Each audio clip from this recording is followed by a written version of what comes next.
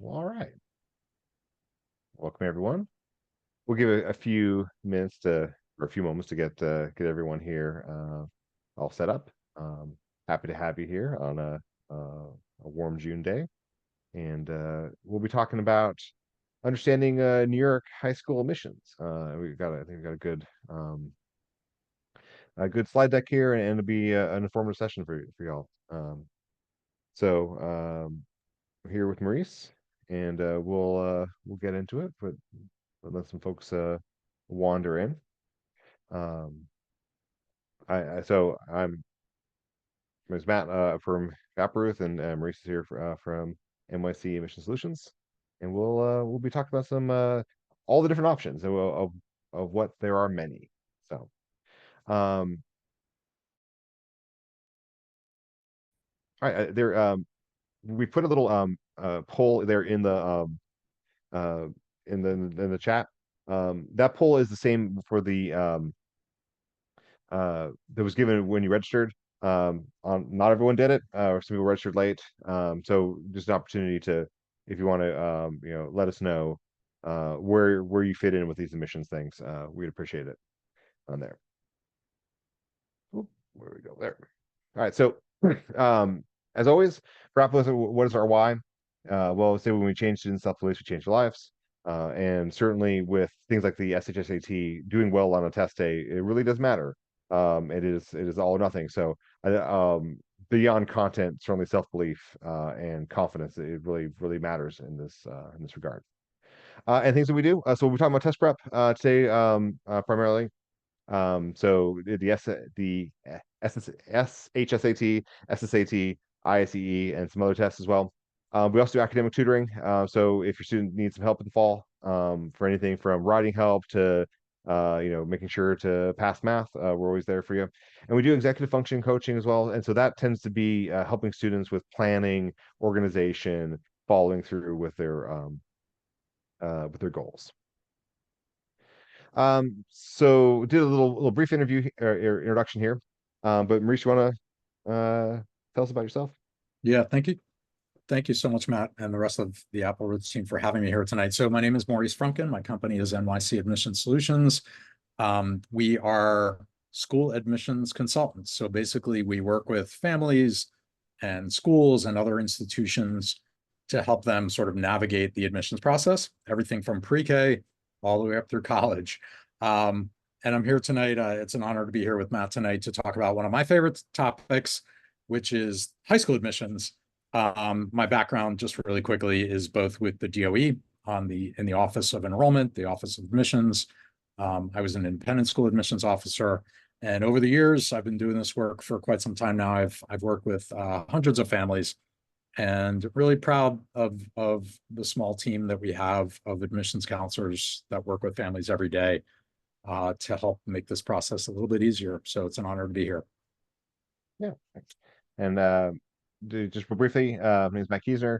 I've just hit my 13th year anniversary at Applerouth, and I work as a tutor, and also I'm on the curriculum team as instructional designer, and I help write books and instruction and do presentations and all that kind of stuff. And I'm definitely I guess I didn't write the test expert thing, but I do kind of manage our middle school and high school admissions on there, and we have an SSAT book that I wrote, and I've been working on SHSAT materials and that kind of thing. So I'll be talking mostly about the tests as structures, and then Maurice will have better, bigger picture kinds of looking at the whole admissions process. All right, so we're going over some case studies of there's certainly no two students are the same, and so we want to provide some differences in there. We'll be talking all about all these acronyms, and hopefully you'll have a better understanding about the differences between the SHSAT and the SSAT and the ISEE and the HSPT and all the others. We'll talk about some timelines, and those are going to kind of vary depending on what kind of school you're looking to have your student do, and then we'll test some Q&A. So if you have a question that pops in your mind, go ahead and throw it into the Q&A, and we'll see that, and then we'll have time at the end to review any of those questions. All right, Maurice, you want to take it away? Yeah, thank you, Matt. So as you probably know, because if you're on this webinar listening to the recording, New York City's got a vast selection of school choice. And depending upon the kind of major categories of schools that you might decide makes sense for you and your family, you may end up taking one of these tests and participating in the respective admissions process for that particular type of school. So the first case study we want to look at are families that are looking at the specialized high schools in New York City. Now, you probably know this already, but the SHSAT schools are 8 out of 400 plus New York City public high schools that you can apply to as part of the big Department of Education application process. And they just happen to be schools that require the SHSAT. And if you're applying to public schools in New York City, you are most likely, and we usually urge you to consider not only the SHSAT schools, but the main application that consists of all the other non-specialized high schools that I'll touch on really briefly in a moment as well. But the 8 schools that you see in front of you are the SHSAT schools. So if you're asking yourself, should I be taking the SHSAT? Should I be speaking with Applerouth about, preparing for a test like this? Those are the 8 schools that you see in front of you that require that test to be eligible for an offer to up to one of those schools. And I'm using my words carefully because I want to make sure that you kind of understand the way the admissions process works and the way offers are made as well. LaGuardia High School, just so you know, because it's listed at the bottom of the screen, is the 9th specialized high school, but does not require the SHSAT. So one of the things that distinguishes these 9 specialized high schools is that they're not part of the main application. So these are 9 schools that are sort of set apart with a different admissions process from all the other public high schools in New York City. But again, if you find yourself saying, am I interested in one or more of the 8 SHSAT schools, you will be tasked with taking your child taking that test and preparing for that test, usually in the fall of 8th grade. So we'll go to the next slide. In terms of eligibility for the SHSAT, any current 8th grade New York City resident can take the test. First-time 9th graders are also eligible to take the test. They can take it a second time, but you can only take it once a year. So for the most part, 8th graders take it in the fall of 8th grade. You're going to register for the test in the fall. You'll do it through a system called My Schools, which is essentially the DOE application portal that you will be able to log into in the fall of 8th grade. You can actually go to myschools.nyc right now if you want to. It is the definitive online high school directory, but in the fall, you'll be able to actually log on and register for the test. You take it once in the fall of 8th grade. And again, as an option, you can take it another time in the fall of 9th grade. At this point in time, this is different than it was several years back, but if you're in a public middle school, most of you will actually take the test at your school in the fall. The exact dates haven't been announced yet, but we usually expect them to be in late October or early November.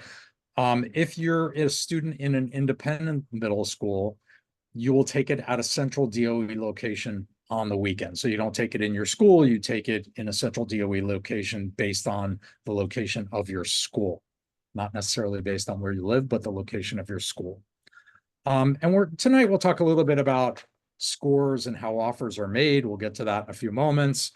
One of the things that I always want to point out when we're talking about the SHSAT is that this is a competitive process to get into these 8 schools. I mean, I think everybody probably knows that by now.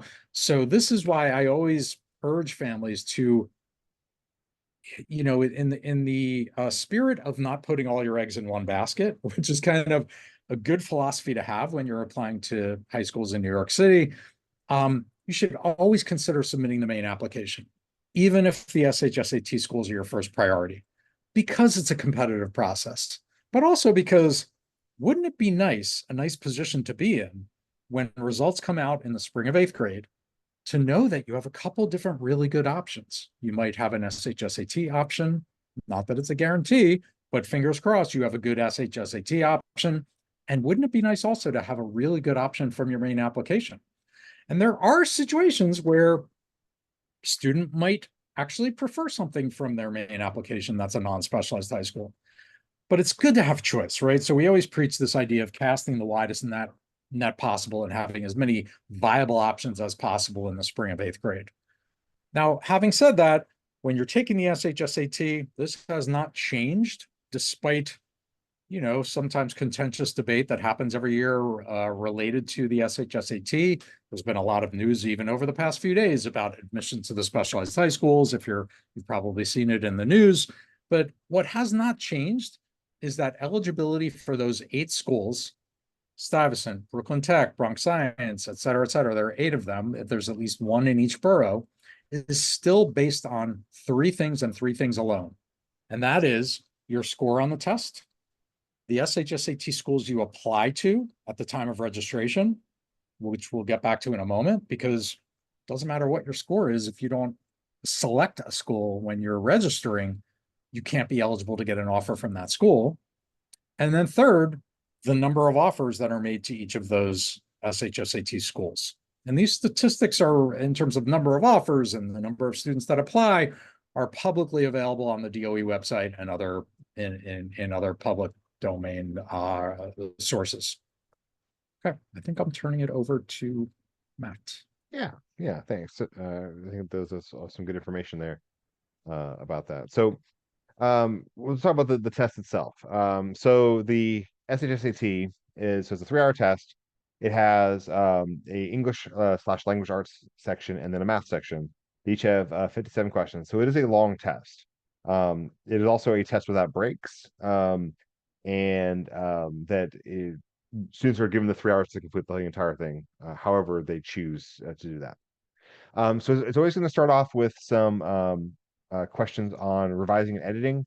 And so this is testing grammar. It's not a big part of it. It's 10, 15 questions. It's going to test a little bit of spotting grammar errors, but primarily it's going to focus on being like the quality of writing and like making choices to add a relevant detail or or organize the paragraph on there. So that seems to be the more focus, and the level of passages in that revised ending, it'll be at a grade appropriate level. Then it's gonna move on to reading comprehension, which is gonna have all different kinds of reading on there. So it might be some older stories, some kind of contemporary informative passages. There's almost certainly be a poem in there. And there also may be some graphs or charts or even illustrations that are alongside and asking questions about how does this illustration or map contribute to the overall understanding. And then it's going to be on the math section. So it's going to start off with what we call grid-in answers, and that's where a student has to bubble in their answer. So if the answer is 7, you literally bubble in 7. So there's only 5 of those, then the rest of it's multiple choice. The math doesn't really go easy to hard. It's kind of a mix. You definitely expect some algebra and nothing really approaching like quadratics or anything, but just sort of like working with really basic algebra skills. Some geometry, both of angles, 2D and 3D shapes, and then a good bit of statistics and understanding the interpretation of statistics, alongside just the kind of questions with managing fractions or calculating a percentage or probability. That's so like kind of those skills that a student should have learned. I mean, honestly, back in 5th grade. A calculator's not allowed, and on this test, I would say that some of the math is going to involve like being good at arithmetic. There's a lot of kind of gross decimal answers where you need to the student needs to definitely know how to manage fractions and percentages, and then also come up with an exact answer on there. So then with the scale, It's built each year. It's one of the great mysteries is that so students take the test and then they build a scale, and they have a certain range of scores. Um, but that scale is not published to the public, but basically families talk and they kind of figure out, okay, to get into this school, they think this is the range depending on self-reporting. Um, really, in terms of the way this is set up, that the way I look at it is like, so if a student has a baseline score, we really just look at it as a percentage correct, and we want to increase that percentage, right? Because that's really the only thing that's going to do towards um, you know getting into the schools that the student wants is getting more questions correct. And then anything of trying to figure out like the sweet score, I mean, with a test you can only take once, and a test where they won't tell you the scale until they've already graded everyone's, it's really too hard to tell on there. And it's always like it's always hindsight. We never really know what this forthcoming year is gonna how the test is gonna be. So I think there's some important strategies for the SHSAT. So just go take it once. So preparation is key. This is, unlike some of the other processes we're going to talk about, where students have multiple opportunities and can submit essays and have interviews and all these other things. It's really just this test, gets you in or not. So the best thing you do is to take a time practice test, the best time to do this is now. So here at Applerouth, we're offering a free practice test on Saturday, June 29th. Then that's going to come back with a full score report with seeing the types of questions missed, and you can see how the student's doing on percentage skills versus geometry versus algebra, and it can help dictate that study. One of the things is because the test is completely open-ended, is that if a student is stronger in math, then they should just go to the math section first. You can move throughout the test. Most tests will have you're in the reading section and you have X number of minutes for the reading section, and then you move on to the verbal. It's not like that. So if a student's stronger at reading, then obviously start at the beginning. If strong at math, I would go there first and make sure not to run out of time, right, on math questions you could possibly get right. I would say that the reading passages, they're pretty straightforward. They're age appropriate for middle schoolers, and certainly not the hardest reading that compared to some of these other tests. But the way they ask questions are tough. Um, there's basically no gimme questions on the SHSAT in terms of what the like really easy questions. They're all like dealing with like what is the purpose, like, so the author includes the sentence and what does it do, and it's elaborating a comparison made in the previous paragraph. And so like that kind of answer choice is like you really have to understand stuff. They're not asking questions like what was the name of the pet the narrator owned, or something that's like would be a really simple question. And it's a lot of those, like the difficulty is not the passages, it's the difficulty of the questions. So it really tests the student's comprehension of what's given in front of them. So I also talk about like test anxiety, because this is a really stressful test for students, right? And for an eighth grader, that's knowing that, hey, like if you get a good score, like your life changes, pretty significantly. You're going to get into these schools. It's be zero out of pocket cost for the family, or you don't and there's no redo, right?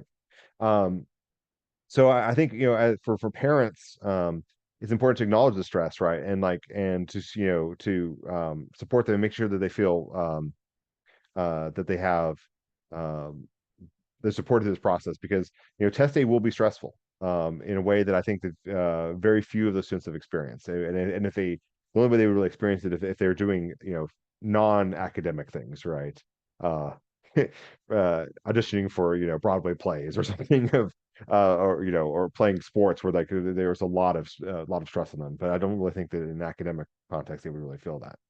And so the best thing is to learn the test, have that experience, take multiple practice tests, normalize it, normalize that 3 hours on there, because you don't want a student, shutting down or feeling unprepared, that day. Because I'm sure in any testing site for that, there's lots of students who they're just like their parents said, "Oh yeah, just take the test, it's fine," and they're going to be shell shocked and and nervous and um, and not prepared. And you want to make sure that your student is like set up for this because again, if the specialist high schools are the goal, this is really where you have to put all your attention. So we got a tell me that Maurice, is this your slide or am I? Go for it, Matt. I can All right. chime in if you need me. Okay, thanks. All right, so the best time to start for the SHSAT is now. The test is going to be like sometime in like late October, early November. Doing now, like establishing that baseline is really going to be important. Knowing that your student like good to go, then I mean that's a huge relief, right? Of knowing that okay, like that's a pretty strong score, or knowing that wow, like the student hasn't taken geometry and there are a dozen geometry questions and need to put effort into that, right? um and so taking a baseline, then determining areas of improvement. Is it a timing issue? Is it a dealing with answering these craft and structure questions on reading? Is it they are not knowing the rules of grammar? Is it not being comfortable with algebraic manipulation? Whatever those things are. And I would then focus on content acquisition before retesting, getting familiar with the kinds of questions that they ask on the reading or studying some geometry. I wouldn't just go into, okay, just test again, because there is a certain point where you have to look at, like you're not going to learn the skills you need just from testing, but the testing will expose the skills that you need. Um, so the registration here is late September or October, again, via my schools that Maurice already shared. Um, there's gonna be open house in the fall. So obviously, look at the schools and receive anything additional things uh to note of that because this is definitely. I mean, I would just say that there's a registration period in the fall. It's not first come, first serve, so you don't have to do it the first day. The DOE will give you plenty of time to do it. And when you register, you'll just also have to rank the SHSAT schools in preference order. And usually the deadline to do that is around mid-October. Mhm. Yeah, they used to have it where the kids would do it in the test form, and I'm sure there's some kids messed that up. I was quite relieved when they took that off the Scantron. That's right. Because oh wait, well, somehow they got Bronx and Brooklyn mixed up, and who knows where they're going. Or filled out, they want one school and filled out all the do you have any recommendations about like how someone ranks something or? Yeah, thanks for asking, Matt. I would say two big things. One is um, the more schools you're willing to consider, the better, because you're taking one test for all 8 schools anyway. And that's not to say you have to select all 8 of them, because some of them may not be geographically possible. But my own philosophy is to list at least the ones that are geographically possible, um, because you have nothing to lose by doing that.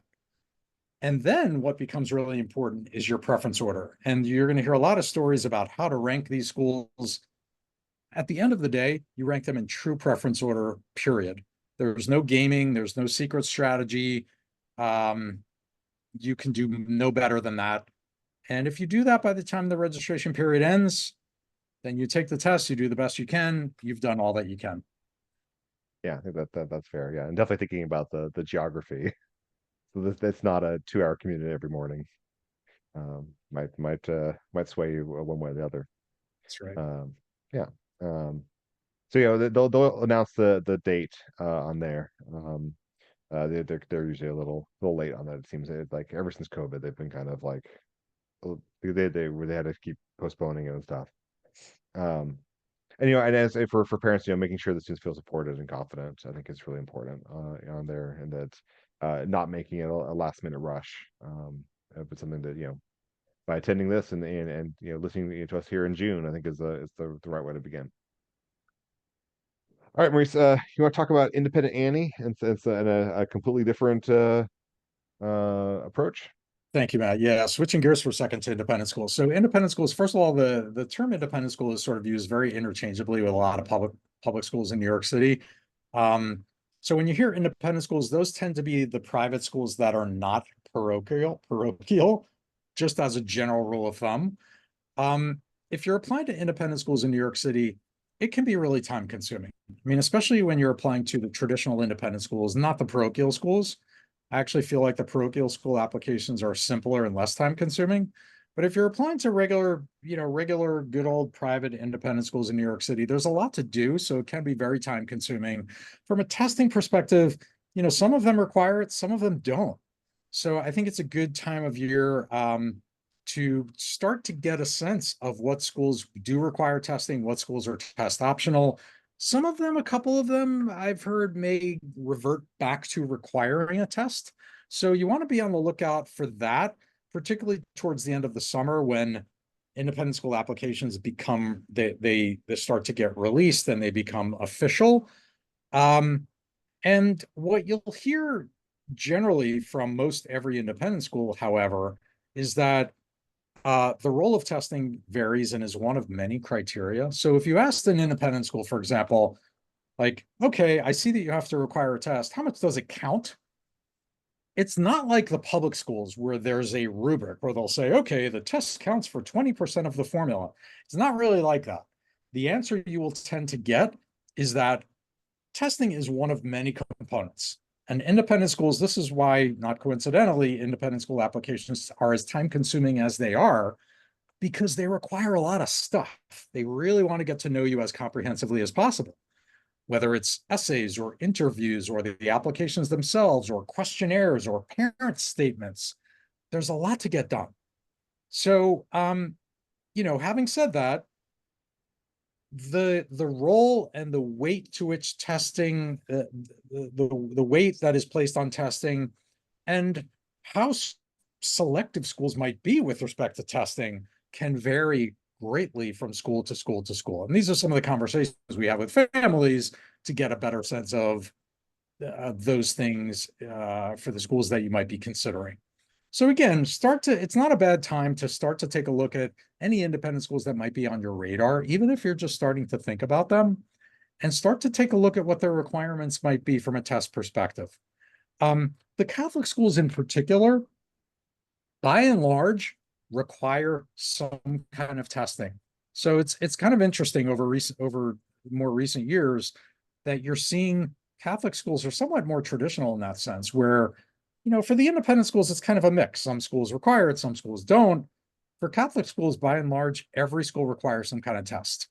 And this is one of the reasons why we're talking about this tonight, right? Because some Catholic schools will say, we'll accept this test or that test or that test, and there's some flexibility. Whereas other Catholic schools might say, we only are looking for the TACHS exam, right? So and these things for the Catholic schools, honestly, tend to not change really much, if at all, from year to year.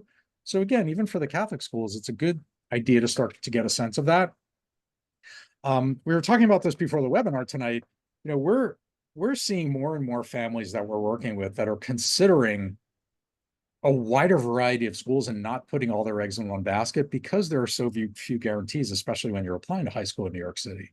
And families that may not have otherwise considered parochial schools in the past are now doing it because, number one, there are some good schools. Number two, many of them can be considered are significantly less expensive than the traditional independent schools that can have tuition upwards of $50,000 a year, right? Now they give financial aid, but the nice thing about Catholic schools are there are merit scholarships you can earn for your score on the test and your academic record. So, we're just finding as a consulting practice that we're finding more and more families that are considering parochial schools as an alternative, if not a top choice. But take a look at the schools that the testing that are required by these schools and see if there's any overlap. If you're applying to independent schools that require the ISEEs, maybe the Catholic school you're considering also considers the ISEEs. So there may be some efficiencies you can gain from a testing perspective. And finally, before I turn it back over to Matt, because the independent school applications are so time consuming, we're working with a lot of families right now particularly, rising 8th grade families, current 7th grade families, that we're working with them now and over the summer to get a head start on all that you'll have to deal with as part of these independent school applications, whether it's getting a little head start on the essays, getting a head start on the interviews. And I'm going to talk about a course that we're offering for interview coaching. I even if you're not working with an admissions consultant like ourselves, I strongly encourage you to consider getting a little bit of a head start on some of the application components to save yourself a little bit of time in the fall, just knowing how time consuming these independent school applications can be in the very busy fall when you're applying to a lot of different kinds of school. Let me turn it back over to Matt. Yeah, thanks. I think to sort of supplement one of your points there is that like I think a lot of families looking for I want to go to this private school. What percentile do I need? And as the researcher, like they'll give cagey answers. But I think one thing to understand is that like all these schools are small, and we're not dealing with like a big state school, like a big state college where they're going to let in tens of thousands of freshmen in one class, or like nothing is of that size. And so they could focus on they want 90th percentile and up, but like they probably have they might have a basketball team, and they might have an orchestra, and there are all these other things. They want to have a theater department, and if they just they have like, well, we have like we got 90 percentiles above, but we have no saxophone players and no one who can be a center for our basketball team. Is like it kind of throws off the whole community of that. And I think part of his understanding is that where a student fits into that community of like what are they going to contribute outside of academics, because I think that's really important for a lot of these schools is building their campus life. Now, one thing I would say is that like it's June now. You're going to be taking the test in the fall. You really can't become a star basketball player or a virtuosic violinist in that amount of time, but you can improve your SSAT score or ISEE score. Like that is something that within that you could. That's the one thing you really can shift. Where all the other sort of intangibles are going to be something that's probably not like you can't just will it into existence within a 6-month time period. So I'll start with the SSAT. There are lots of testing options for this. It is the most things you can do. You can take a monthly paper test. They're offered on Saturdays and Sundays, and that starts in October. And then it happens once a month. There is a paper-based flex test and benchmark test. Benchmark is like a school has to set that up, and that would be if the student's currently in maybe a terminating 8th grade school. They might go ahead and buy the SSAT for the whole students. The flex is it's literally you can schedule whenever you want. There's that one flexible scheduling. Should I ask this before, Bruce? Did you do flex testing? No. Okay. I was going to try to get you the referral, but it's some counseling systems do that as well. But and then there are some computer-based testing that started in the fall, or sorry, not the fall, but in the during the pandemic. So you could test at a Prometrics testing site. They're all over. It's where maybe you took the GRE or something. And then there's also an at-home option where you test on an online platform.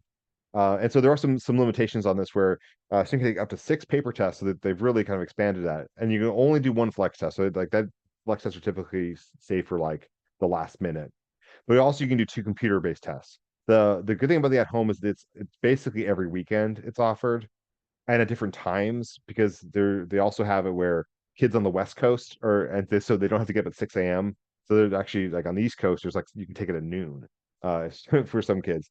The only thing I'll say is that I've had students take that home, so there have been some connection issues, and it's not always smooth sailing, unfortunately, about there. Where if you go to a monthly paper based set, like you're gonna sit down, it's gonna be fine. You're gonna get a pencil, and it doesn't seem to have any sort of technical issues. But I've had people where there's testing was started 90 minutes late on there.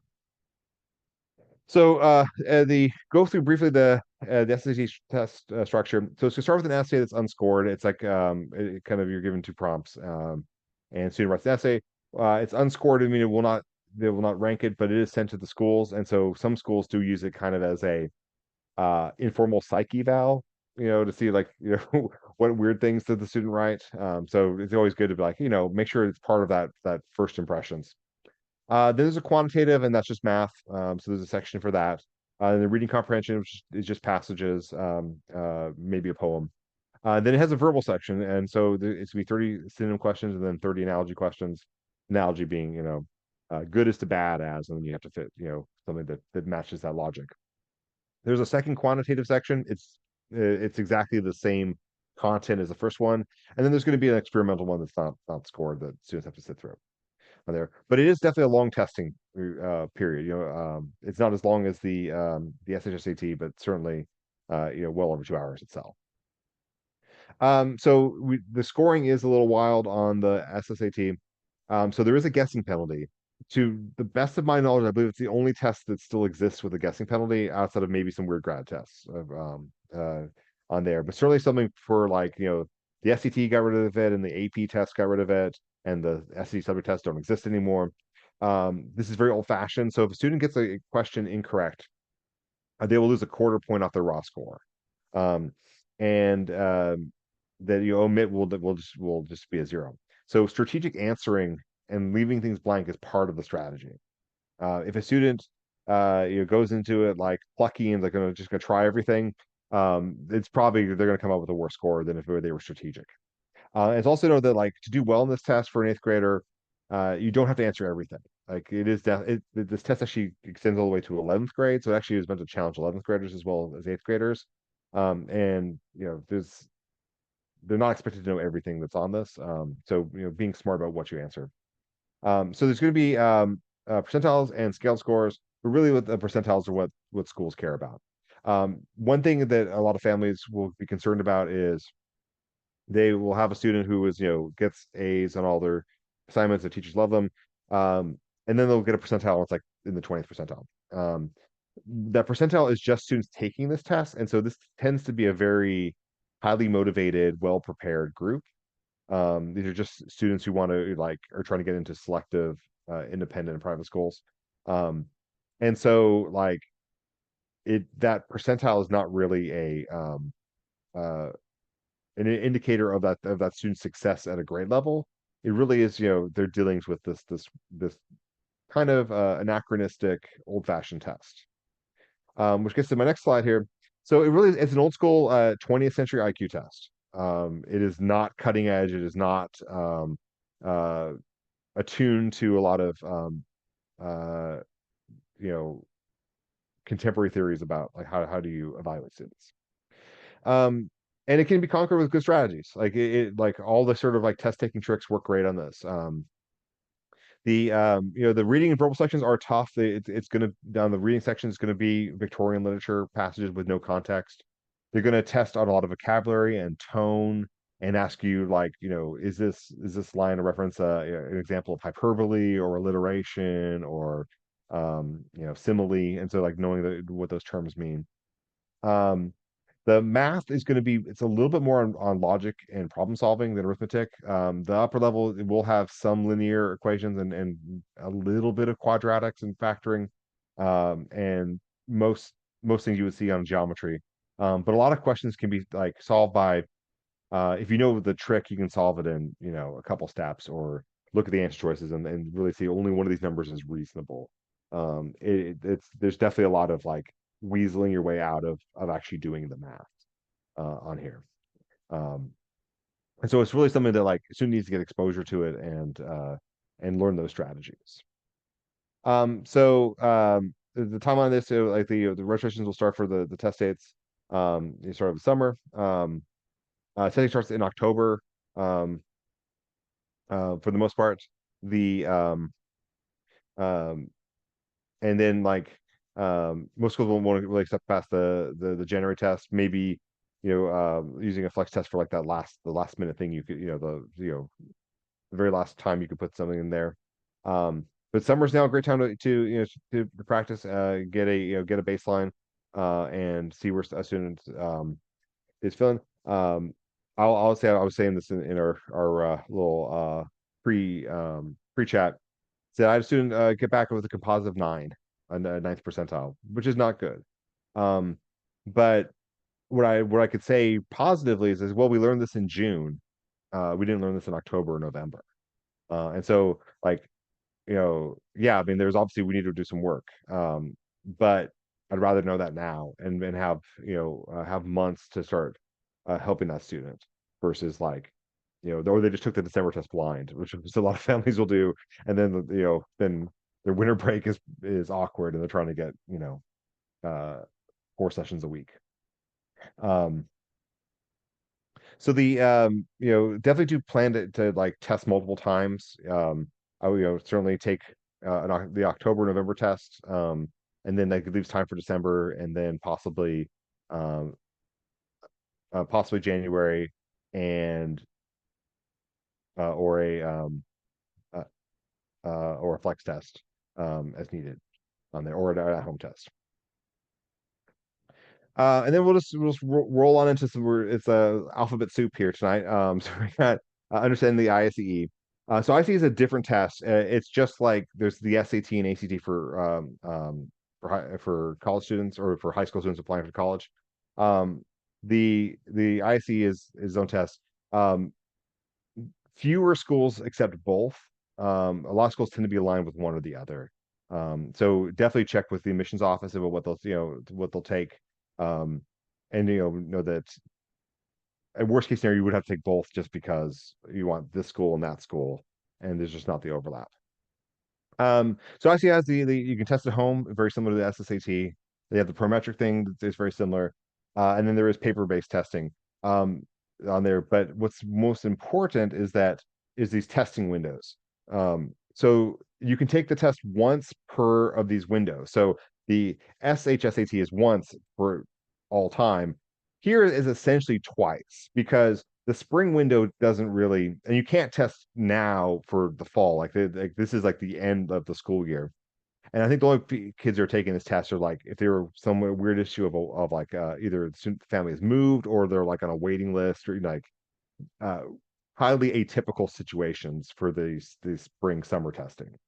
But essentially is that you have to test from August to November, and you can do it once through one of these 3 ways. And then you could also, if need be, but most likely test again in the winter.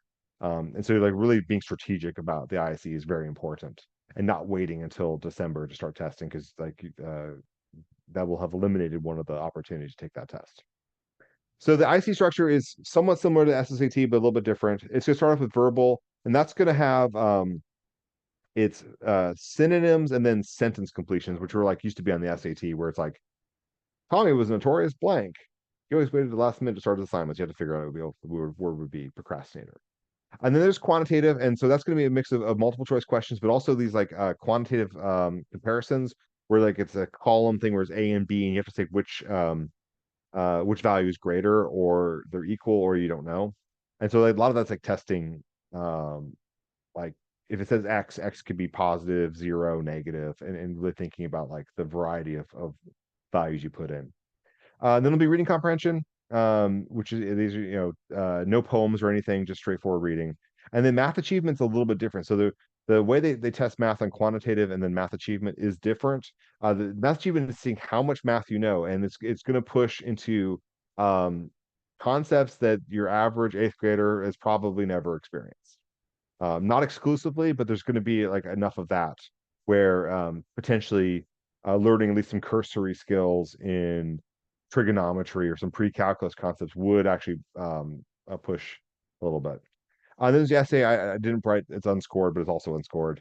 They make you write in pen, which is kind of weird for on there, so you can't erase anything. So the IC scoring, so there's no guessing penalty on this test. The SSAT is the only test that has that. And so since you definitely answer all the questions, even if you're running out of time, if you're running out of time, the best thing to do is just pick an answer and go down the line. It has to do with probability. There is these scaled scores, which is this really funky scale I don't understand. There are percentiles and then there's also stand-nine scores. And so a lot of schools may actually use the stand-ins that they might want like 6 or above or 7 above. And the stand-ins are like their own little scale that's it's not equally weighted. Um, Google stand-in scores if you're not sure how to do it, but like it's sort of a simplified percentile. But yeah, so like how schools will look at it can kind of vary in that way.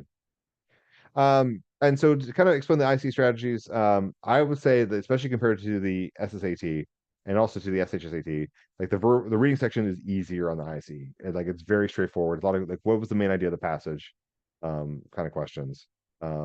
It's not like SSAT has harder passages and SHSAT has harder questions. I think the read section is very easy. You really can only compare the verbal to SSAT. And the verbal section of IC is easier vocab. It's just easier on that side. Math section is harder on the ISE.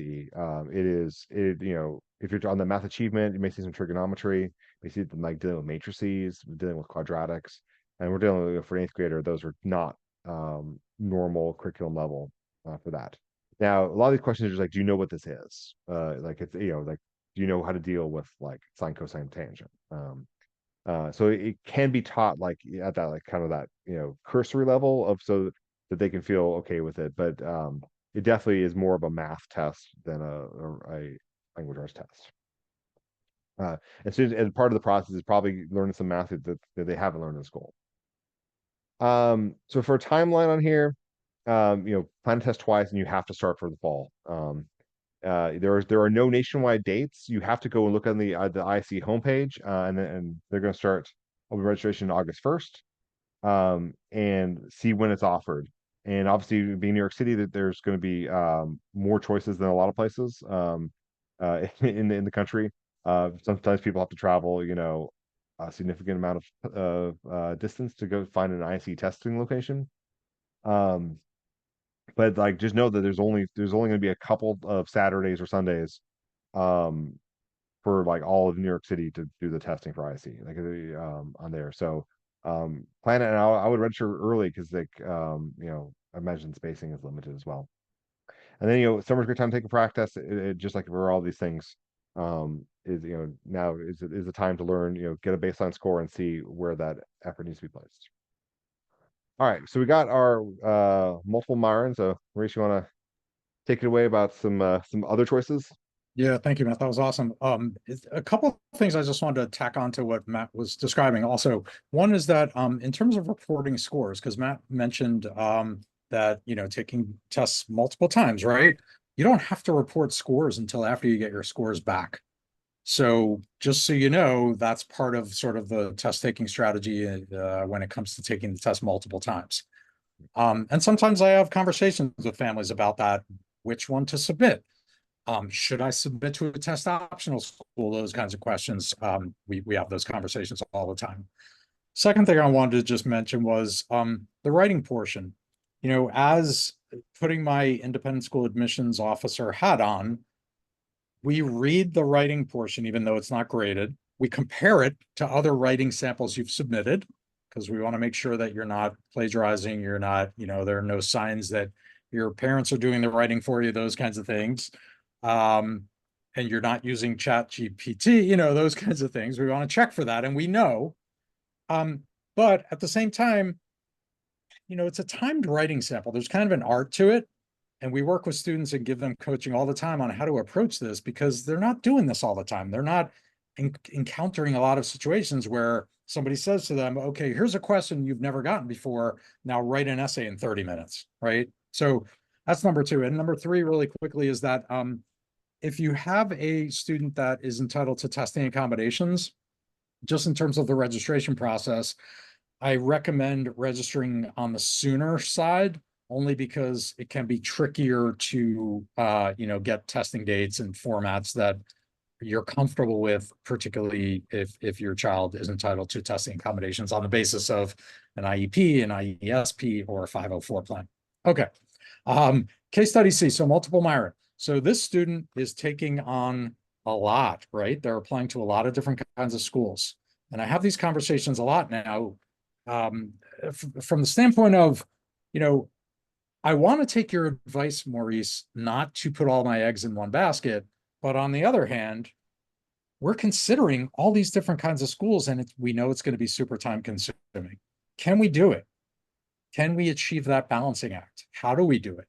How do we make the most efficient use of this when we're considering so many different kinds of schools? Is this realistic? All these kinds of questions are important to talk to someone about. So there's a value in casting a wide net, but we also want to make sure that families aren't taking on too much. And particularly if you're applying to a good selection of independent schools. The average family that's applying to independent schools, which are arguably the most time-consuming application process, might apply to 6, 7, 8, 9 independent schools. And we want to make sure that it's a well-balanced list, but we also want to make sure you're not applying to too many schools, you're not applying to too few schools, and you're planning things out appropriately so that you're not overwhelmed when it comes to the fall of 8th grade. So as I was mentioning a few minutes ago, there are some things that we can start to take care of sooner rather than later, even over the summer, when it comes to starting to get a head start on essays, starting to get a head start on assessments for selective public schools that have extra assessments, whether that's a writing sample or maybe an interview that some even public schools have. These kinds of things we can talk to you about to see how, you can avoid situations where you're not leaving everything to the fall. And again, starting to ask yourself, are there any efficiencies you can gain from, knowing that I'm applying to multiple schools, getting a better sense of what the testing requirements are? Can I gain efficiencies in terms of, one test that might be applicable to multiple kinds of schools? Am I applying to a parochial school that will allow me to submit IC scores? And does that give me an opportunity to list other programs when I'm registering for the TACHS exam, which only allows you to list 3 parochial school choices? In other words, am I applying to a parochial school that might allow me to take the ICs so that I don't have to take up a spot of the 3 spots that I'm limited to when I'm registering for the TACHS exam? So these are some of the kinds of questions that we're talking with families as well. So I guess the theme here is, we want kids to enjoy their summer, right? I was having a conversation with a family just this morning, very similar conversation about how to balance all this and what can I accomplish over the summer without ruining my kids' summer. And I was having this conversation with a family and sort of planning this out. So it's a good time to have these conversations. We want kids to have a good time, but we also want them to be prepared, and we want to help you so that honestly, your fall of 8th grade is not as overwhelming and stressful as it can be. So I think maybe we can go to the next slide. So you don't recommend 4 hours of tutoring every day over summer? I leave that to you, Matt. You're the expert. Yeah, no. That's not what we would advocate for sure. I think this is do you want to cover this, Matt? Or no, this is definitely your content here. So this is I like this slide because it sort of starts to lay things out on paper. And I often encourage families to do this kind of thing, to say to yourself, okay, let's take the different types of schools that we're looking at and look at what the testing requirements are. Is there any overlap? How can I start to think about this strategically in terms of timing? You heard Matt talk a lot about how often you can take tests. And, for the ICs, for example, I know that there are testing seasons. How can I start to think about this strategically, knowing that I might be taking the ICs in, November and December, and also knowing that I'm going to have to take the SHSAT probably in late October, early November. I might also want to take the TACHS exam in the first week of November. So starting to think about, how am I going to space this apart, knowing that I'm going to have a lot of interviews probably in maybe October or November. So I like to lay this out at a glance for families to start to paint a picture of what your fall might look at, and also like working backwards. knowing what I'm going to be faced with in the fall, what can I start to do now? That's not going to overwhelm me in the summer. How can I start to chip away at this, even if it's just a little bit, to make my life that much easier in the fall? And these are the questions that are totally under your control, so these are questions you can start asking yourself now, knowing that I might have some public schools that I'm really interested in that might also require an essay. So what does that mean for my plan? So it's not too early to start to think about these things, even in knowing that, the DOE might not officially announce essay requirements until September. Well, you know what? We have a pretty good idea of the schools that are going to require essays in the fall, right? So most of this stuff does not come as a surprise to us. Even though we don't have the exact SHSAT dates, we have a pretty darn good idea of when to expect the SHSAT. So talk to us, talk to Applerouth, or talk to your school counselor just to get a sense of how to lay these things out to be really strategic about it. So your life is not so overwhelmed and so stressful in the fall. And I'll leave you with this on this slide. These are some things that frankly, it can be really easy to start to think about strategically, but the reality is most people don't do it. Most people wait until the fall. Most people are more reactive than proactive. And it's the things that are easy to do that honestly can give you an advantage over other families that are applying to schools. And you never know when these little advantages are going to compound and add up and make a difference at the end of the day. So I'll leave it at that. All right. Appreciate it. All right. So I'm going to go quick through. We've got two more word salad or letter salad here things. So we got the HSPT. So that's the high school placement test used by Catholic schools. So affiliated schools will offer it in December or January. And it has scores that are in percentiles based on these the total cognitive skills, which is verbal and quantitative, and then total basic skills, which is reading, math, and language, and composite skills on there. The amount of questions they ask is like they're like the language one is like all over the place. So it's like questions on spelling and comma placement, and all like verb tense, and it's just like it's the questions themselves are not very hard, but you have to go really fast, and kind of and it's not like a section of antonyms. You just have to like one question will be an antonym, another question will be an analogy, next question will be a synonym, and it's a very scattered test in the way that they test these things on there So kind of a similar slide, but like understanding these the there's a natural percentile on that, in these like these sort of sub scores on there. So knowing what schools want is key on that. And then we have the TACHS, so the test for admission of Catholic high school. Does what the name says. So they just switch to at home administering. So that's the only option is you take it like on it's usually like a Saturday early in November. And it is on there that there's you get your percentiles there for reading, written expressions, whether it be an essay, and mathematics.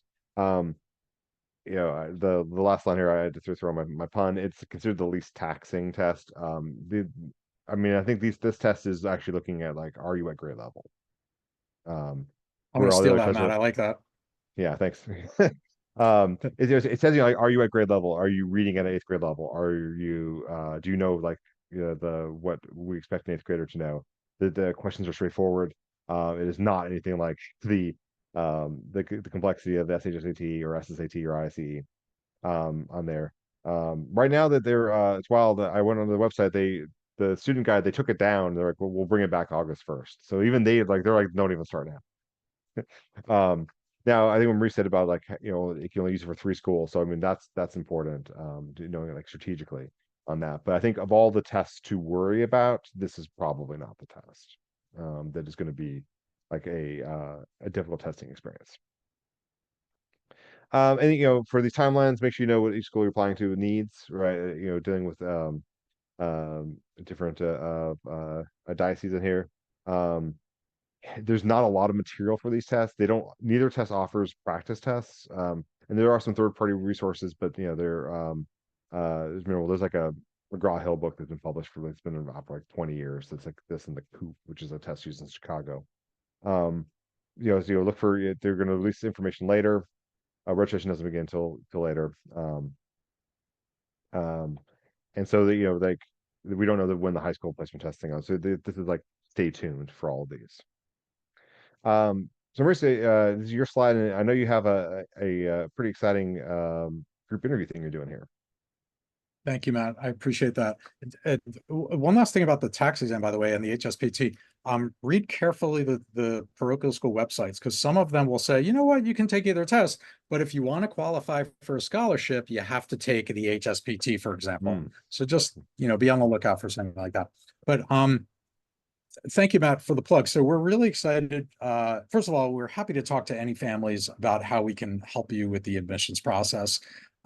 We do not do what Applerouth does. So we're not tutors, we're not test prep company, but we do everything related to helping families navigate the admissions process. So that could mean helping with interviews, helping with essays, helping put together a list of schools, helping you talk about all these strategic things that we talked about with respect to your applications, how your child can be seen in the best light, their genuine selves for the schools that they're applying to, et cetera, et cetera. So we're always happy to have a complimentary introductory, 15-minute phone call where you can ask us questions and we can see how we can help you. We have a variety of different service options.